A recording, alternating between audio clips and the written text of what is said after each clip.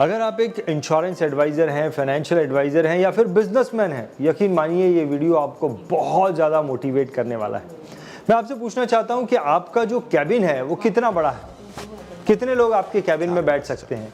दोस्तों, इस वीडियो में मैं आपको एक ऐसे व्यक्ति से मिलाने वाला हूँ जो कि एक बहुत ही कामयाब इंश्योरेंस एडवाइज़र हैं। मेरे पीछे उनका कैबिन है और उनका कैबिन इतना बड़ा है कि शायद आपका कॉन्फ्रेंस हॉल भी इतना बड़ा नहीं होगा।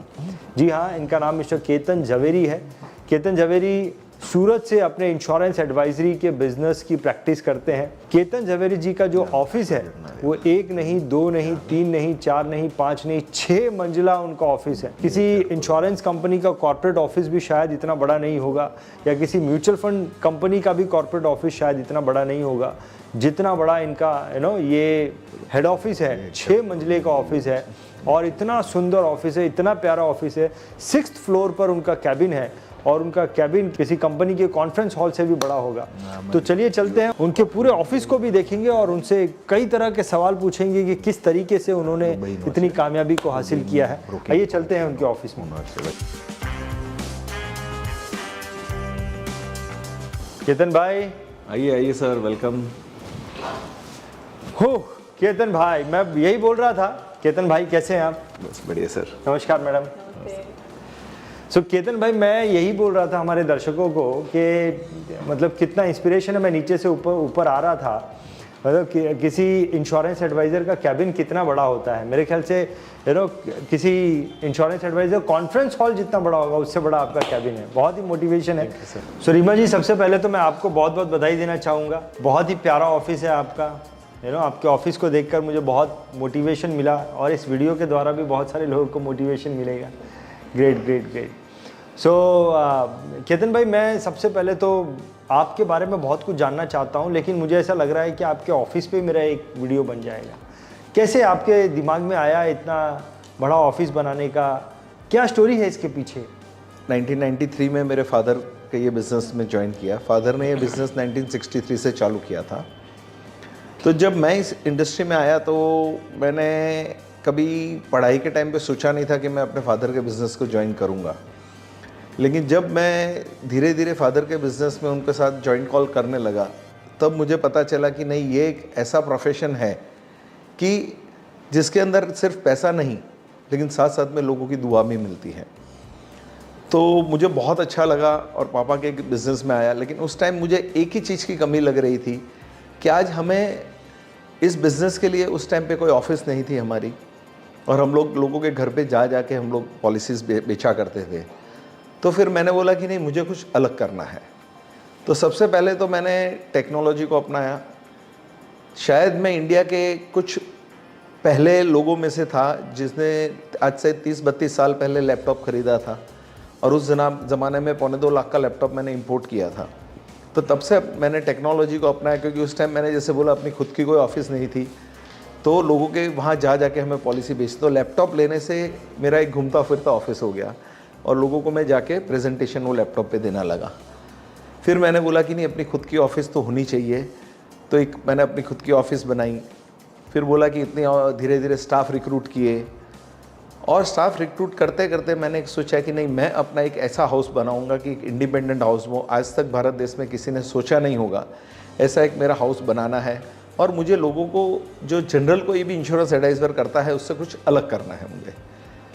और मेरा एक ड्रीम था जो आज मेरे माता पिता के आशीर्वाद से और मेरे कस्टमर के सहयोग से, और सबसे इम्पॉर्टेंट के इंश्योरेंस कंपनियों के सपोर्ट से आज मैं यहाँ तक पहुँचा हूँ।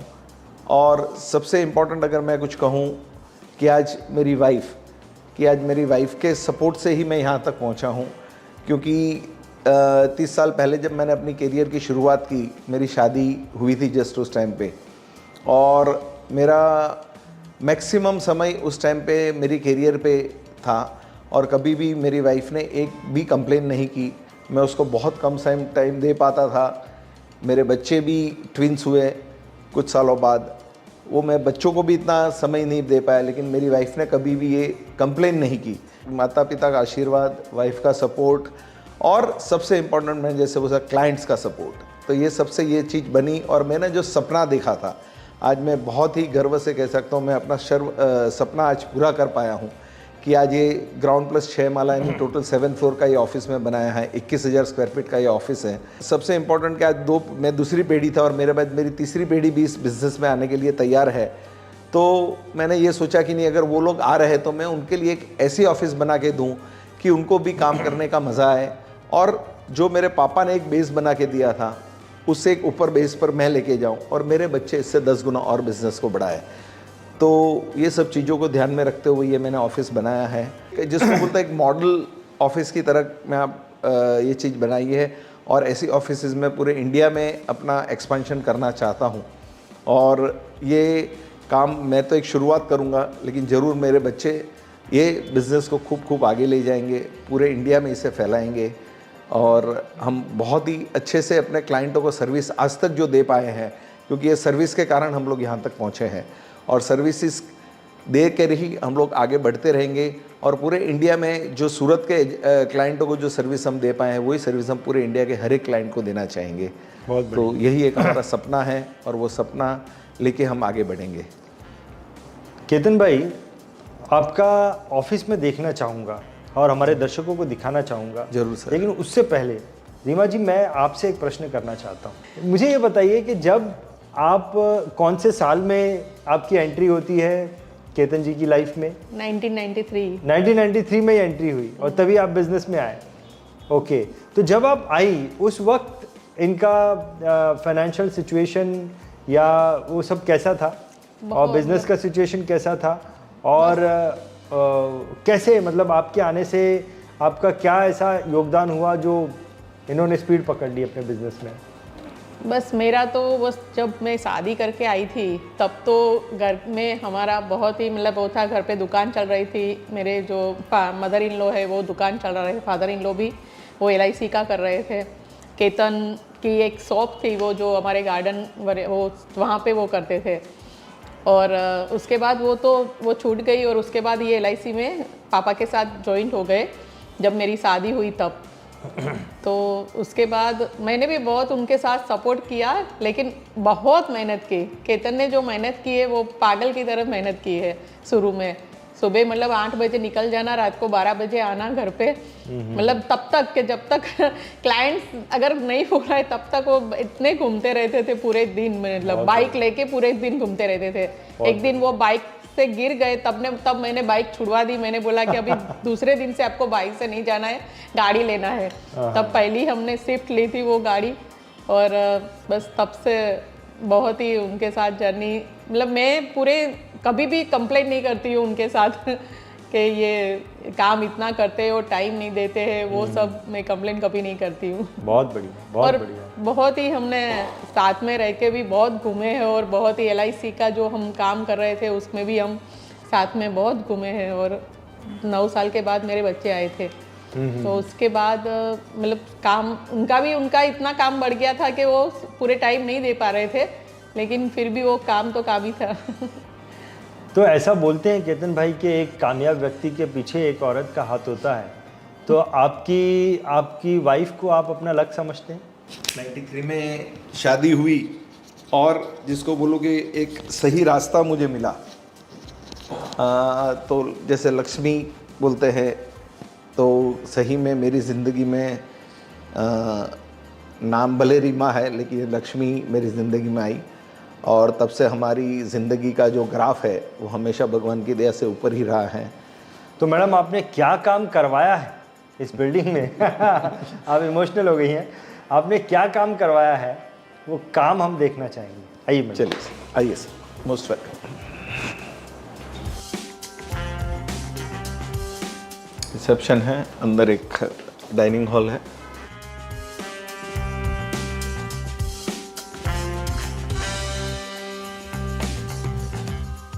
ये पूरा अचीवमेंट का शोकेस है।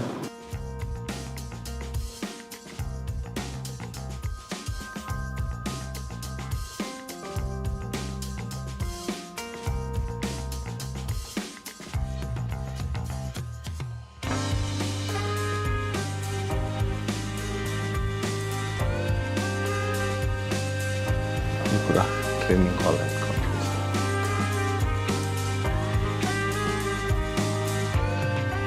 सो केतन भाई, इतना बड़ा आपका ये ट्रेनिंग रूम है, तो इसकी इतने बड़े ट्रेनिंग रूम की ज़रूरत आपको क्यों पड़ती? कितने एम्प्लॉयज़ हैं आपके टोटल मोर देन 50 एम्प्लॉयज़ हैं, 55 हैं, और अभी तो शुरुआत है, आगे काफ़ी बड़े प्लान्स हैं, तो स्टाफ तो बढ़ता ही रहेगा।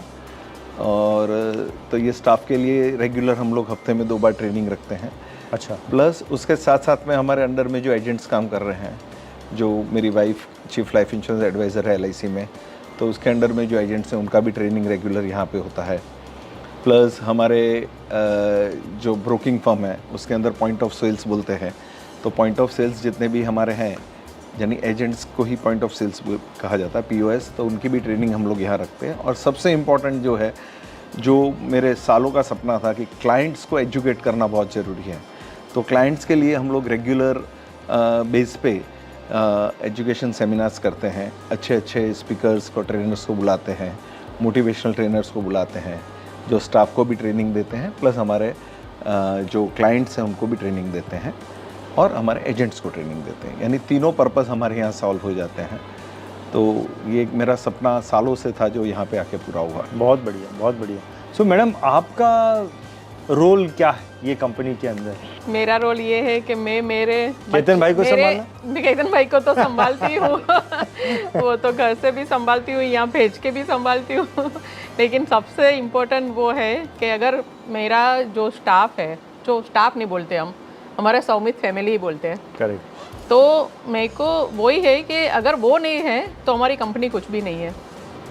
तो सबसे इम्पोर्टेंट वो है कि मैं मेरे फैमिली को, हम हर बार ऐसे ही बोलते हैं कि सौमित फैमिली, तो उसको मैं सबसे ज़्यादा संभालती हूँ कि अगर मेरे स्टाफ को कुछ भी हो जाए, मतलब एक भी स्टाफ को ऐसा नहीं है कि जैसे हम लोग, मतलब हमारे सारे बच्चे हैं, बस ऐसे ही हम संभालते हैं।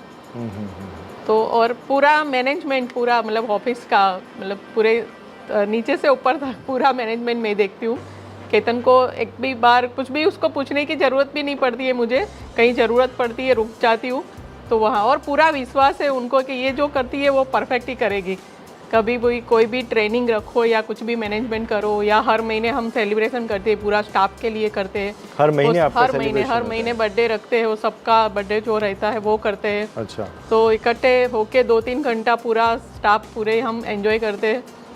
वो सब करने में भी बस उनका सिर्फ हाजिरी ज़रूरत होती है, वो सब पूरा मैनेज मैं करती हूँ। एक चीज़ मुझे बताइए कि जनरली क्या है कि एक मैं थोड़ा सा एक छोटे से इंश्योरेंस एडवाइज़र को दिमाग में रख के आपसे प्रश्न पूछता हूँ कि जब कोई फाइनेंशियल एडवाइजरी का काम शुरू करता है तो एक ऑफिस बनाना भी जो है ना, उसके लिए बहुत बड़ी बात होती है। मतलब ज़्यादातर लोग एक छोटा सा ऑफिस भी नहीं बना पाते हैं क्योंकि उसमें एक एक्सपेंस इन्वॉल्व होता है।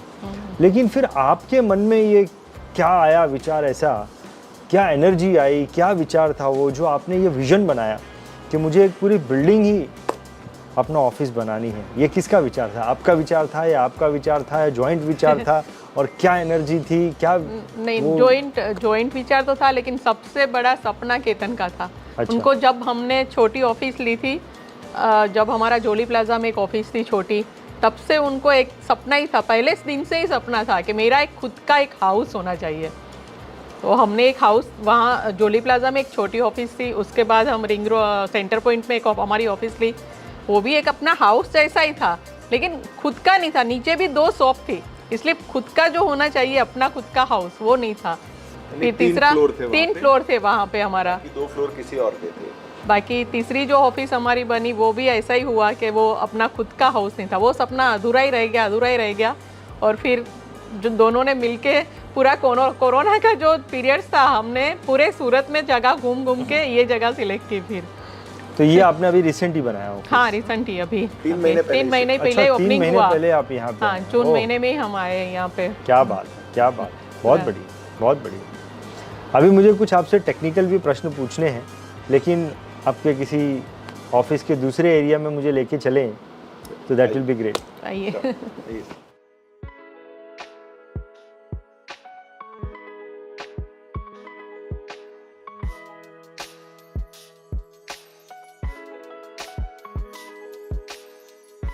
हर एक फ्लोर पे क्या है वोट का अपना। बहुत बढ़िया। ये मेरा बड़ा वाला son Saumya. He is the youngest यूटी। और जब एजेंसी ली डे 1 पे ही MDRT किया उसने, फर्स्ट डे एजेंसी वाले डे, और फर्स्ट ईयर में ही टॉप ऑफ द टेबल किया। अभी कॉर्पोरेट क्लब में क्वालिफाई हो गया, he will be the youngest corporate club member of India. क्या बात है, क्या बात है, बहुत बढ़िया। ये हमारा LIC का डिपार्टमेंट है। तो मेरा कभी भी ऑफिस बनाने में सबसे बड़ा कि नहीं, स्टाफ के लिए बहुत बैठने की सुंदर जगह होनी चाहिए, प्रॉपर AC होना चाहिए, और ऐसी जगह पे वो पूरा दिन काम करे लेकिन शाम को वो थक के नहीं जाए। ही शुड बी फ्रेश, और वो घर पे भी जाके अपने फैमिली के साथ इतने ही खुशी के साथ एंजॉय कर पाए। तो ये जैसे हर एक, ये पूरा एक तो LIC डिपार्टमेंट हो गया। अच्छा। यहाँ पे LIC का प्रीमियम कलेक्शन सेंटर वगैरह है ये। और ये LIC के मैनेजर का कैबिन है, जो हमारा LIC डिपार्टमेंट देखते हैं। अच्छा। उसके अंदर ये असिस्टेंट मैनेजर है, ये पूरा प्रीमियम कलेक्शन, और ये फिर बैक ऑफिस स्टाफ के लिए है। फिर अंदर पेंट्री और वॉशरूम्स हर एक फ्लोर का अलग अलग है, जेंट्स लेडीज़ का अलग है। ओके। इस तरफ ये पूरा म्यूचुअल फंड का हमारा कंपनी है। अच्छा। उसका है ये मैनेजर के हर एक के कैबिन से अलग अलग है। ये रीमा का कैबिन है। बहुत बढ़िया। ओके, बहुत बढ़िया। आपका कैबिन बड़ा है, अच्छा है, लेकिन आपका कैबिन बहुत सुंदर है। आपका कैबिन भी सुंदर है, लेकिन ये कैबिन थोड़ा मुझे ज़्यादा सुंदर लगा। एक थोड़ा सा टेक्निकल प्रश्न पूछना चाहता हूँ। मैं ये जानना चाहता हूँ, जनरली एक इंश्योरेंस एडवाइज़र, फाइनेंशियल एडवाइज़र, बहुत कम ऐसे लोग होते हैं कि वो अपना ऑफिस भी डाल पाते हैं। बहुत कम मैंने ऐसे देखे हैं। मतलब वो एक्सपेंस जो है ना, वो लेना नहीं चाहता है कोई भी। और आपका इतना बड़ा ऑफिस मैंने देख के मेरे मन में ये प्रश्न आता है कि आप और 55-50 प्लस आपके एम्प्लॉयज़ हैं, एम्प्लॉय भी कोई एक एम्प्लॉय नहीं रखने की हिम्मत रख पाता है। तो मेरे मन में ये इमीडिएटली विचार आ रहा है कि आपका मंथली एक्सपेंस इंफ्रास्ट्रक्चर और एम्प्लॉयज़ बिजनेस मैनेजमेंट में कितना होता है अंदाजा? इट्स हमारी अलग अलग कंपनीज़ है, लेकिन अगर खाली ब्रोकर फर्म की भी बात करूँ तो महीने का मोर देन 15 से 20 लाख रुपए का खर्चा है। महीने का 15 से 20 लाख रुपए का आप खर्चा कर देते हैं, जो कि हमारे जो एडवाइज़र्स जो सुन रहे होंगे उनके लिए एक बहुत मोटिवेशन की बात होगी। मैं भी क्या मालूम ये बात सुन के उनको बेहोश ना हो जाए कोई। मैं तो ये सोच रहा हूँ, लेकिन बहुत बढ़िया, बहुत मोटिवेशन देता है। और लेकिन ये जो एक्सपेंस आपने किया, वो करने के लिए इतनी हिम्मत कैसे जुटाई आपने, वो बताइए मेरे को। बस सपना, अगर आदमी सपना बड़ा देखे तो कोई भी हिम्मत उसको आ जाती है शरीर के अंदर। भगवान उतनी हिम्मत दे ही देता है अगर आपकी नीयत साफ है, आपका सपना सही है, अगर आप सही दिशा में जा रहे हो तो ऊपर वाले का साथ हमेशा रहता है। और सबसे बड़ी बात है माता पिता का आशीर्वाद। उनका आशीर्वाद हमेशा बना रहा है हमारे ऊपर, और परिवार, वाइफ सबका सहकार रहा है, तो हिम्मत आ गई। और मैंने बोला ना, एक सपना पूरा करने के लिए आज, यानी ये जो पूरा बिल्डिंग बनाया है उसमें मेरी ज़िंदगी पूरी कमाई मैंने लगा दी है इसके अंदर, कि नहीं अभी यहाँ तक कमा लिया, अभी बस खर्चा करके जो अपना सपना पूरा करना है, और बाकी के जो अभी जितने भी साल काम करूँगा वापस से एक कैपिटल खड़ी कर दूँगा। और सबसे इम्पोर्टेंट, जैसे मैंने आगे भी ये बताया कि मेरे पिताजी ने एक मुझे प्लेटफॉर्म दिया था, अगर वो रास्ता उन्होंने नहीं बताया होता तो शायद मैं यहाँ तक पहुँचता भी नहीं, क्योंकि उस ज़माने में तो इंश्योरेंस को कोई इतना इज्जत वाला काम नहीं माना जाता था। लेकिन पापा ने सालों पहले ये एक इतनी बढ़िया इज्जत बनाई थी कि उनके साथ जाने के बाद पता चला कि नहीं, इससे ज़्यादा इज्जत वाला कोई बिज़नेस हो ही नहीं सकता, कोई प्रोफेशन हो ही नहीं सकता है। तो वो जो पापा ने एक रास्ता दिखाया था, तो मैं अपने बच्चों को ये रास्ता उनको मैंने दिखाया, और मेरे बच्चों ने भी कहा कि नहीं पापा हमें ज्वाइन करेंगे। अदरवाइज़ हर बच्चा ज्वाइन करने को भी तैयार नहीं होता प्रॉपर, क्योंकि सबका अपना खुद का सपना होता है। तो लेकिन भगवान की और माता पिता का आशीर्वाद था कि एक बेटे का तो 100% कन्फर्म था कि वो इसमें आ रहा है, दूसरा बेटा भी अभी आगे पढ़ाई करेगा, उसके बाद आएगा। तो वो लोग अगर आ रहे हैं तो मुझे ये कि भाई मेरे पिताजी ने एक प्लेटफॉर्म दिया, मैं उनको इससे अच्छे बेटर प्लेटफॉर्म दूँ, जिससे उनको और काम करने का मज़ा आए। और मैंने अगर अपने पापा का जो बिज़नेस X था तो मैंने उसको 10X किया, तो बच्चे उसको 100X पर लेके जाए। तो उसके लिए उनको एक अच्छा इंफ्रास्ट्रक्चर चाहिए, एक अच्छा कंपनी मैंने बना के उनको दे दिया। तो ये सब चीज़ें जो उनको चाहिए थी वो सब मैंने रेडी करके उनको दे दी, और अभी उनके ऊपर है कि ये बिज़नेस को वो कितनी ऊंचाइयों पे लेके जा सकते हैं। लेकिन जो अड़चनें आने की संभावनाएं थी वो सब अड़चनें मैंने दूर कर दी, जिससे उनको काम करना काफ़ी आसान हो जाए। एक आप बहुत अच्छी बात बोल रहे थे और मुझे वो आपकी बात बहुत अच्छी लगी केतन भाई, कि एज अ 55 जनों की टीम आप हैंडल करते हैं। अपने एम्प्लॉयज़ के बारे में आपके क्या विचार हैं वो मैं जानना चाहता हूँ कि इतने लोग आपके साथ में काम कर रहे हैं, तो कर रहे हैं तो क्यों कर रहे हैं, कंसिस्टेंटली आपके साथ में कर रहे हैं, तो क्या सोच रहती है आपके एम्प्लॉयज़ के बारे में? आज मैं बताऊं, बहुत गर्व से मैं ये कहता हूं कि जो मेरा सबसे पहला एम्प्लॉय था वो आज तक मेरे साथ है, जो फर्स्ट एम्प्लॉय था, यानी 93 में जुड़ा था आपके साथ। हाँ जी, वो आज तक मेरे साथ है। और एक के बाद एक एम्प्लॉय जुड़ते गए, और रीमा ने जैसे बताया कि ये हम उनको एम्प्लॉय बिल्कुल नहीं मानते, वो हमारे परिवार के सभ्य जैसे हैं, और उनको जो भी फैसिलिटीज़ हम दे सकते हैं कि उनका फैमिली का मेडिक्लेम है, उनकी पर्सनल एक्सीडेंट पॉलिसी है, उनको लाइफ इंश्योरेंस पॉलिसी देना है, उनको बोनस देना है, उनके बच्चों का एजुकेशन है, हम हर चीज़ के लिए उनके साथ में रहते हैं, क्योंकि वो सब हमारे परिवार के मेंबर ही हैं। क्योंकि अगर वो खुश रहेंगे तो यहाँ पे दिल से काम करेंगे, अगर वो खुश नहीं है तो हम कभी भी खुश नहीं रह सकते हैं। तो ये हमारा सोच पहले दिन से रहे। मेरे पापा की भी वही सोच थी, वही मेरी है, और मेरी वाइफ की भी वही सोच है कि नहीं, एम्प्लॉई हमारे परिवार के मेंबर हैं, उनको खुश रखना बहुत ज़रूरी है, वो खुश रहेंगे तो ही हम आगे, और उनकी दुआ से ही हम लोग यहाँ तक पहुँचे हैं। आज हमारा जो भी एम्प्लॉयज़ हैं उनके बच्चे भी आज उनको एजुकेशन दे के आज उनको ग्रेजुएशन करवाया हमने, वो आज वापस अपने काम पे लग गए हैं।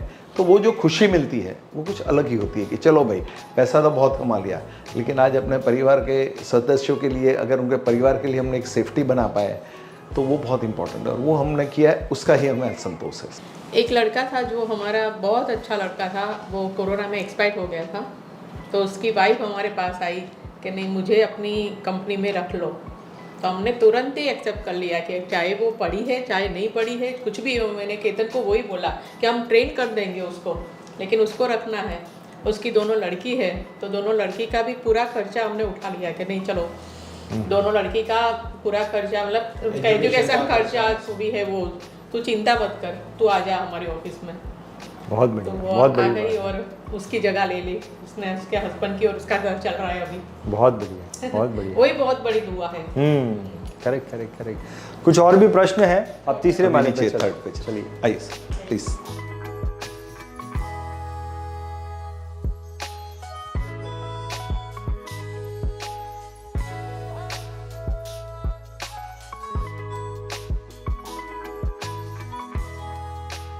जनरल इंश्योरेंस के सब अवार्ड्स यहाँ पे। ये पूरा भी ब्रोकर, जो ब्रोकर कंपनी है उसका है ये सब। हाँ हाँ, यानी ऊपर सब लाइफ इंश्योरेंस का डिपार्टमेंट था, म्यूचुअल फंड था, यहाँ पे सब जनरल इंश्योरेंस का है।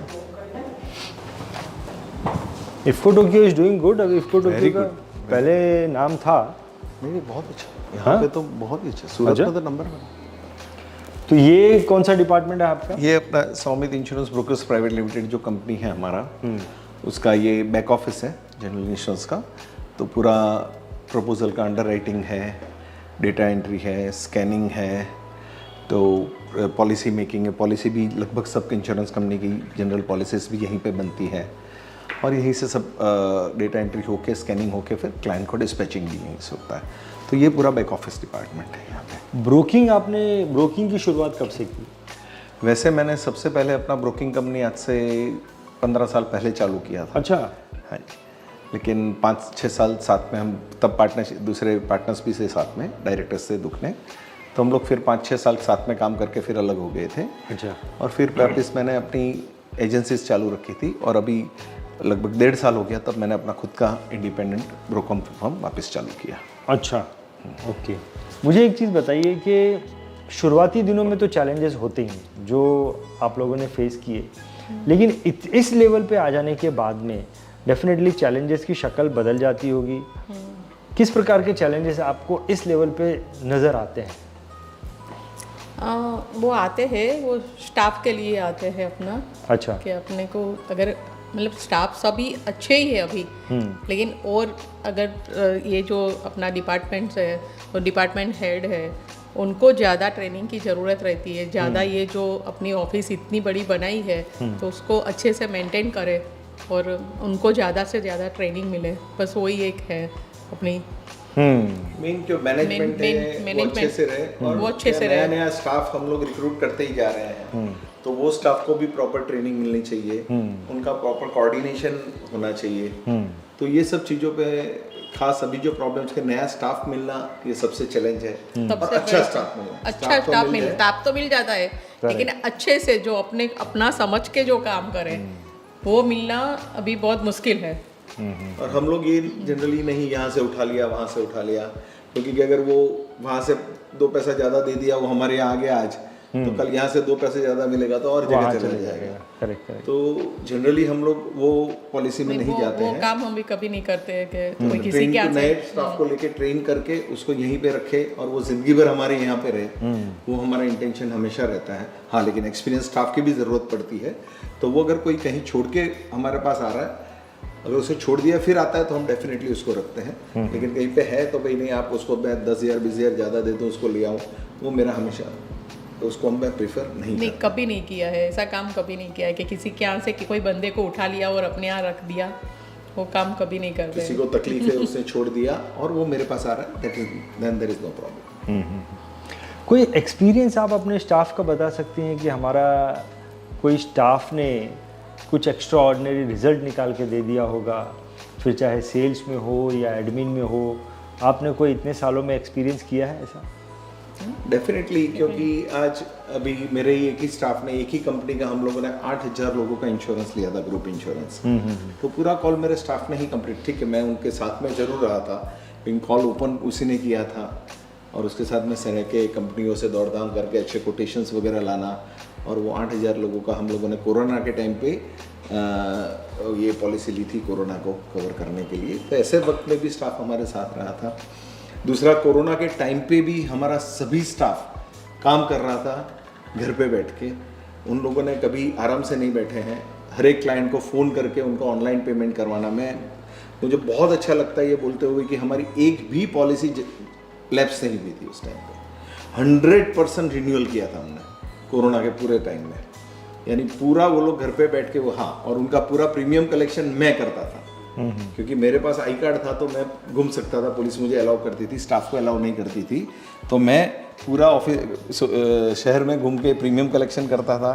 स्टाफ घर में बैठ के सबका फॉलोअप करती थी, मुझे फ़ोन करके बोलती थी इसका प्रीमियम लाना है, उसका प्रीमियम लाना है, उसका प्रीमियम, जो पहले उनको करता था मैं, वो लोग करते थे। लेकिन उन्होंने बहुत मेहनत की, सभी क्लाइंट को कन्विंस किया और सब पॉलिसीज़ हम लोगों ने रिन्यू की प्रॉपर टाइमली।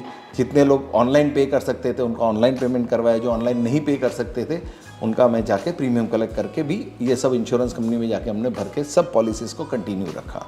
और मोर देन 1000 क्लेम्स हम लोगों ने कोरोना के सेटल करवाए।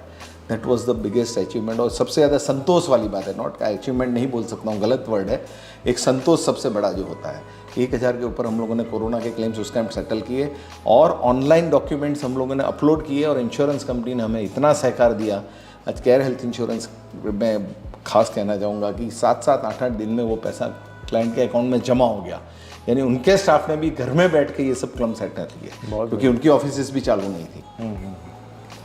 तो वो एक जो बोलता हूँ ना कि आज कल ही मेरे से कोई काम नहीं होता है, मेरे साथ मेरा स्टाफ अच्छे से काम करना चाहिए, हमारा इंश्योरेंस कंपनी अच्छे से हमें सपोर्ट देनी चाहिए, उनका स्टाफ अच्छे से सपोर्ट देना चाहिए, तभी जाके कोई काम कंप्लीट होता है। बहुत बढ़िया। और यही एक बहुत बड़ा रहा और यही सब लोगों की जो दुआ थी जो आज जाके ऑफिस बनी है। क्लाइंट की दुआ के और सपोर्ट के बगैर शायद ये कभी पॉसिबल नहीं होता था। चेतन जी, अगला सवाल मैं आपके 3rd फ्लोर में जाके पूछूंगा। 2nd floor next, this is 3rd। 2nd floor.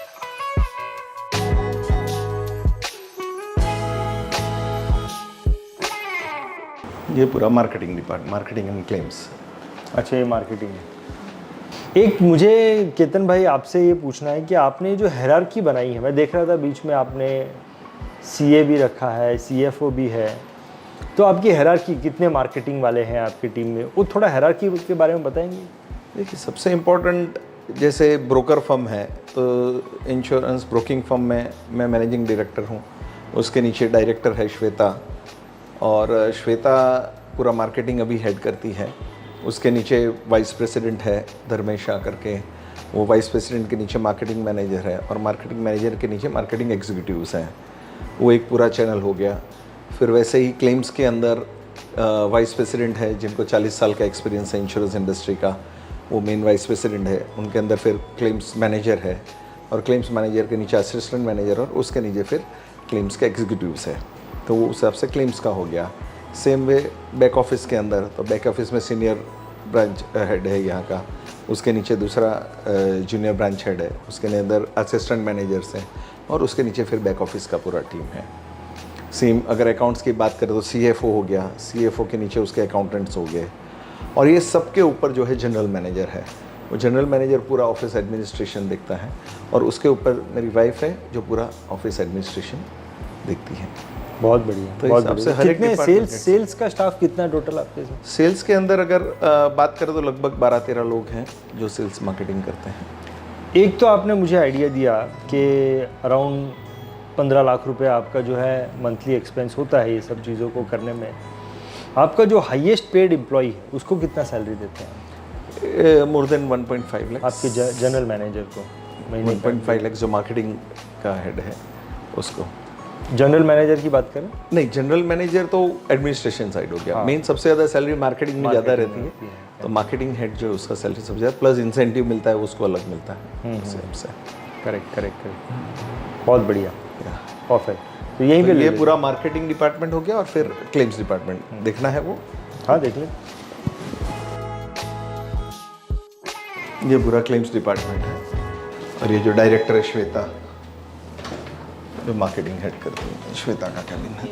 Madam, मैं आपसे पूछना चाहूँगा कि जिस प्रकार से आप लोगों ने साथ में मिलकर इतना अच्छा एम्पायर क्रिएट किया है, कोई व्यक्ति जो छोटा है, छोटा ऑफिस लेके काम कर रहा है, और उसके दिमाग में है कि मुझे भी कुछ ऐसा बड़ा करना है, तो आप उसे क्या सलाह दोगे? क्या मैं तो बोलूँगी उनको कि 100% करना चाहिए। अगर आपके पास कुछ मतलब मनी हो गया, आपके पास कुछ प्लानिंग अच्छा हो, तो 100% करना चाहिए, क्योंकि आधे समय तो हम ऑफिस में ही रहते हैं। करेक्ट। तो ऑफिस तो अच्छी होनी चाहिए। करेक्ट। अभी वहाँ का जो माहौल था हमारी ऑफिस का, वो भी केबिन अच्छे थे, लेकिन जितना अच्छा यहाँ पे जो पॉजिटिव वाइब मिलते हैं ना, जो वो इतनी अच्छी ऑफिस बनाने के बाद ही मिलते हैं। करेक्ट। तो पक्का बनानी चाहिए, जो अपने पास है तो बनानी ही चाहिए पक्का। अब इतना कुछ अचीव करने के बाद में यहाँ से आगे आपका क्या विजन है, क्या टारगेट है, क्या गोल्स हैं? अभी सबसे पहला विज़न हमारा यही है कि आज तक हम लोग सूरत और सूरत के आसपास मैक्सिमम गुजरात तक सीमित थे या बॉम्बे तक सीमित थे हमारे क्लाइंट्स। तो अभी हम अपनी रीच को बढ़ाना चाहेंगे, हम अपनी ब्रांड को पूरे इंडिया में धीरे धीरे फैलाना चाहेंगे। हर जगह अपनी ब्रांचेज़ या फ्रेंचाइजीज देके हम लोग अपना बिज़नेस को बढ़ाना चाहते हैं, और मेरा सबसे बड़ा हेतु है ज़्यादा से ज़्यादा एम्प्लॉय को हम एम्प्लॉयमेंट दे पाएँ, क्योंकि मैंने आगे भी बोला कि अभी पैसा हमारे लिए बहुत मायने नहीं रखता है, लेकिन हाँ, एक इज़्ज़त कमानी है, एक सेटिस्फेक्शन कमाना है कि हम इतने लोगों को एम्प्लॉयमेंट दे रहे हैं, इतने लोगों को का घर हम चला रहे हैं, और डेफिनेटली उसके साथ साथ में हमारी इनकम होगी, उसमें कोई डाउट नहीं है। लेकिन income is not the only motto के लिए, क्योंकि आप भी जानते हो कि खाने के लिए तो हर किसी को 2 रोटी चाहिए और सब्जी चाहिए। तो अभी पैसे से ज़्यादा है कि इज़्ज़त अच्छी कमानी है, ज़्यादा से लोगों को रोज़गार देना है, और पूरे इंडिया में एक अपना एक ब्रांड नेम बनाना है, एक अपनी ब्रांड को डेवलप करना है। और ऑनलाइन बिजनेस पे हमारा बढ़ाने का बहुत ज़्यादा हम लोग को स्कोप दिख रहा है कि हम लोग धीरे धीरे अपना बिज़नेस ऑनलाइन भी बढ़ाएंगे और ऑफलाइन भी पूरे इंडिया में इस बिज़नेस को ले जाएंगे। और उसके बाद हम लोग री इंश्योरेंस लाइसेंस के बारे में आगे सोचेंगे, क्योंकि 2 साल के अंदर बच्चे फुल फ्लेजेड इसके अंदर आ जाएंगे, क्योंकि अकेले आदमी का ये काम नहीं है। अगर वो बच्चों भी हमारे साथ में जुड़ के अगर ज़ोरों से इस काम को आगे बढ़ाए, तो आर्टिफिशियल इंटेलिजेंस का उपयोग करके हम लोग अपने बिज़नेस को कैसे आगे लेके जा सकते हैं, वो एक सबसे बड़ा आगे हमारा प्लानिंग वही है। बहुत बढ़िया, फैंटास्टिक।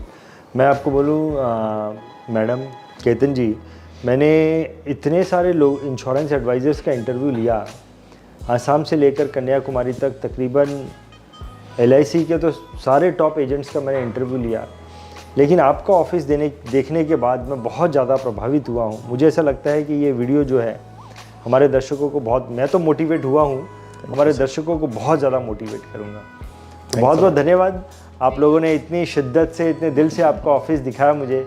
बहुत बहुत धन्यवाद आप दोनों का। बहुत thank you very much sir. बहुत खुशी हुई आप यहाँ तक आए और आज मेहनत की आपने और आज रात को अभी 11:30 बज रहे हैं, आप 11:30 बजे तक हमारा इंटरव्यू ले रहे हैं, इतना समय निकाल के। और यहाँ से अभी आपको आगे अहमदाबाद जाना है, अभी आपका डिनर भी बाकी है, डेफिनेटली हम करेंगे। Thanks a lot for coming and giving us this opportunity. Thank you very much. Thanks. DITV YouTube channel पर सब्सक्राइब करिए, बेल आइकन दबाएं।